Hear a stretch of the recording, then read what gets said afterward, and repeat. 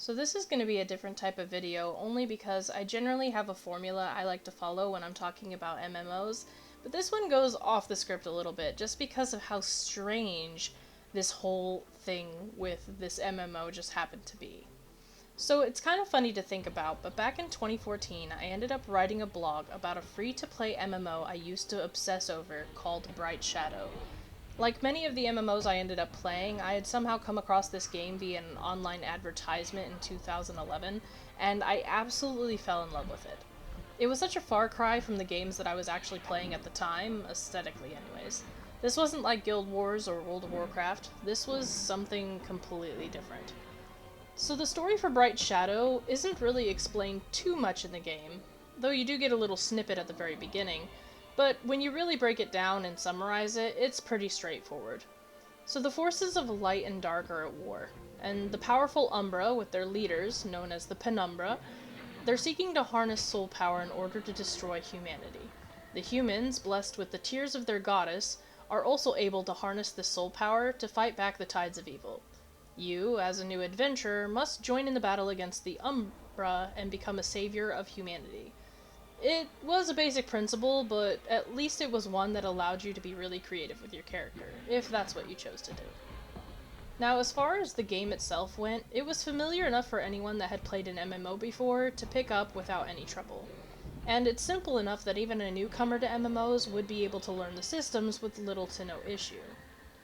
While the game does lack in a lot of story at the beginning, it does actually start players out in a little tutorial zone known as the Beginner's Village, where you cannot progress until you talk with every instructor and you pass all of their quizzes, which are 3 questions long, multiple choice. Now this might seem tedious for some, but this was something that I always really liked about the game.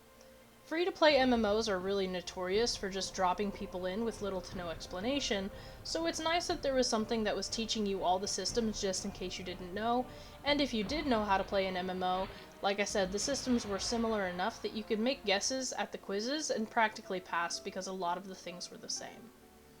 Now this was a smaller MMO, and so there only seemed to be a handful of classes available to choose from, but truthfully, back in the day, I really just didn't get far enough in the game to know just how expansive the class system was. In total, there are about 21 classes. This does include the fact that every player starts out as the basic adventurer, and then you get to pick one of your mainline classes starting at level 10. From there, you can branch off into your secondary class, and the secondary classes are where more options open up to you. Now, Bright Shadow actually had some very unique systems, like having guild skills. And there was even a mentorship program, which I had never experienced in an MMO before, which earned players special skills as well, and they even got a mount for participating in this. In this way, this MMO actually pressed the social aspect pretty hard, and yet I never really saw this as a bad thing, because the community was massive and everyone was extremely friendly. I think one of my main memories is that I could not even start a new game with a character and take 2 steps without being invited to some sort of guild.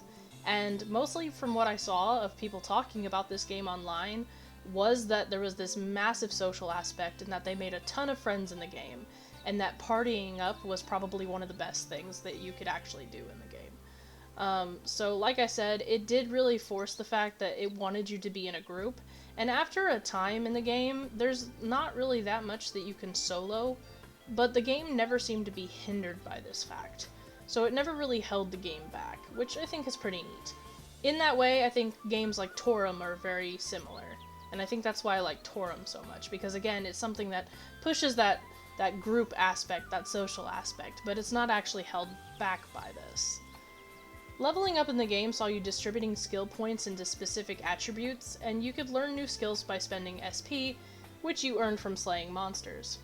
Now, when slaying a monster, that monster might drop an item, which is basic. It could also drop armor, again, that's pretty typical, or you might even get a monster card. Now, monster cards are another unique system in Bright Shadow, where monster cards can be used to either enhance your character, or they can be used to express summon a creature to fight by your side. Now this was something that I had never seen in an MMO before. And I never used it much back when I first played the game, but I always thought it was a really cool system because, again, no other game that I knew of was using a system like that at that moment. The game itself, as far as like how it looks, it has a very childish / anime aesthetic to it. It has a cute soundtrack and goofy cartoon-like enemies. Some of these enemies have references to pop culture, which was kind of funny. The armor sets seemed rather limited, but if someone did want to customize their character a bit more, there was a way to buy outfits with real currency in order to create a more unique appearance. Again, back when I started playing this game, I didn't know anything about the real currency, and I wasn't really worried about my character looking unique. I was just enjoying the game as it was. Now, through my research, I did learn that the actual currency used to get these items did operate on a lottery system. Now, as far as the rates and stuff, I'm not sure how fair the lottery system was, but I did know that someone said that many people circumvented the lottery system by letting other players buy the items that they wanted, and then they would actually buy those same items off of the original purchaser for gold. So I guess there was like a black market going on for custom items or whatever, which I think is kind of funny. But otherwise, the character creation process in the game was not really expansive, and you often would run into many characters that looked just like yours. For as cute as the game was, and as charming as the world seemed, the game was very slow-paced, and it got to the point of being an absolute grind even as early as being in your 20s and 30s of leveling. It was also a lot harder in some aspects to several other MMOs I played. I remember comparing it to Gaia Online's ZOMG at one point, because you just make it to this certain point in the map and you just can't progress. Trying to attack creatures of your same level was constantly a mistake, because even though they were the same level as you, there was just no way you could do damage to these creatures. And your health and MP regenerated so slowly, so even with using skills, some of these monsters seemed impossible to take down. Again, it kind of feels like that whole forced grouping thing where they wanted you to party up with people. But even in the most basic of areas, it seemed like you had to be a significant level higher than any enemy in order to actually progress. So there was a point where the game was super easy, and you're wondering like, wow, why are people saying this is difficult? And then when it did become difficult, then you were just like, wow, this is harder than anything else I've ever played. So it had a very strange sort of balance to it. I wouldn't say that there was a balance at all.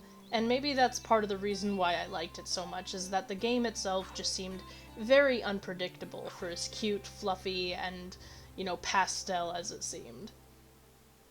And so I guess that the most interesting part of all this is that I couldn't tell you what had me hooked on the game. I'm not sure if it was the game's style, the friendly community, or just the fact that it was just so different from what I normally played. But I knew that this game was something that would stick with me for a very long time. Now, at the time that I wrote that blog, I quoted Bright Shadow as being a game that was still developing as the fan base continued to grow.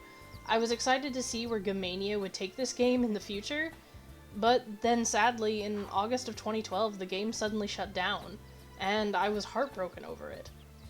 I wrote that blog talking about Bright Shadow after finding some old screenshots I had managed to save, and I actually wanted to chronicle the game that I never got to showcase because back then I had yet to start my YouTube channel. The blog was up for a few months when I got a comment from one Ivan KRPS, who mentioned that someone had made a private server for Bright Shadow, now called Bright Shadow S, and let me tell you, I was full of butterflies at the news. It took me a minute to get it working, but after joining the Facebook page and then the website for the private server, I finally got in, and in 2015 I made another blog talking about Bright Shadow S and how it was showing a lot of promise. The idea to bring back Bright Shadow was being done by a user known simply as Shayna, who somehow managed to get the files to Bright Shadow, or at least they got enough of them to make the starting parts of the game playable. And being able to bring my character back again from the grave was really exciting. Now, naturally, my original account didn't transfer over to Bright Shadow S, sadly, so I had to start over from scratch. but just being in the game again brought me so much joy I could not even begin to describe it.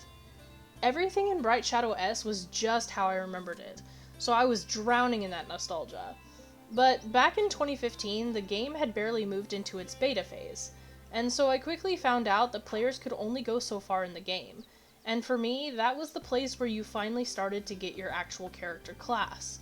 But the tutorial worked, the trial field played just fine, everything was just how I remembered it, even down to the slow pacing of the game. I did notice that Bright Shadow S was not as stable as the original game, however. Servers went down often and the game would crash without warning, but it was a small price to pay for that nostalgia, right? But even though several quests were still missing, Bright Shadow S had a massive and impressive map to explore, which showed that the game was still showing a lot of promise and potential of what could come in the future. There was so much room for all the possibilities, which made following this project very interesting. I was excited for the final release, but I did stop playing the game when there stopped being things to explore and quests to do. While there were other people that played the game as well, there's only so much that you could kind of do to create your own fun, and there was just other things I wanted to play at the time. So I drifted away from Bright Shadow until I had that urge again, that itch to get back into the game and at least chronicle it for my YouTube channel. But that's when I saw that even Bright Shadow S had shut down. In 2020, there was a server shutdown with the events of the pandemic and everything else going on in the world. It looked like Bright Shadow S might be gone for good. But in December of 2022, the game came back up, and just like before, I made myself a new account and I hopped right into the game to try it out. So, have things really changed? Is anything different? Well, it's hard to say, really. Right now I'm still at the trial cave, and like before, everything is the same as I remember it, even down to the bad translations. Oh, those bad translations. I know that Shayna has been posting pics of things that they've been working on, and there has been talk of new game assets, but I've yet to see if anything new has been implemented. In the past, I know that leveling was a real chore in the game, but so far, it seems like the rate has been increased. Perhaps because leveling seems so much easier than I remember. I know that that was actually a complaint of people who were wanting to back the project back in the day, because Shayna wasn't really sure that they could actually change the rates and things like that, and people were saying that if the rates for experience and stuff weren't changed, then they weren't going to bother supporting the project. But again, I don't know if this is something that's been changed, or maybe my memory is just not as good as it used to be. After all, it's been, 8 years since I last played the game, so, well, not that long. It's been 6 years, 6 or 7 years, but long enough to where I probably don't have all the details down. But my only question now is, where will the game go in the future? Well, only time will tell. But I wanted to make sure I chronicled everything just in case we end up losing this gem for a third time. So, if you're interested in checking out Bright Shadow S for yourself, I'm going to link the Discord group where you can find the downloader and all the information in the description down below. Let me know if you ever played Bright Shadow in the past and what you thought of it, or tell me down in the comments about a game that you loved playing and shut down at some point. Thank you all for watching this video. If you'd like to see more, please leave a like and subscribe. I might actually make the Bright Shadow thing into a series, but I'm really not sure. If the game doesn't go as far as it, as I would like it to, if it's still kind of stuck in the same area as it was before, then I'm not really sure, how much I can actually make content, but we'll see if it becomes a thing. Anyways, thank you all for your continued support, and as always, I will see you all in the next video. Alright, ciao you guys.